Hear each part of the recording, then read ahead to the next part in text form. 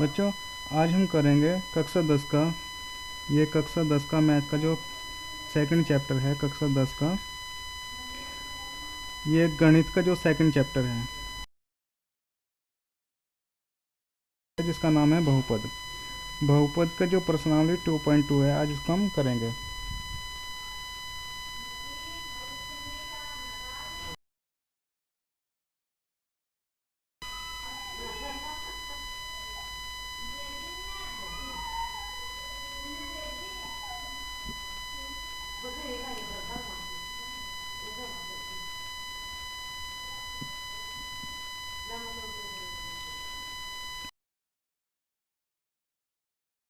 इसको आज हम करेंगे।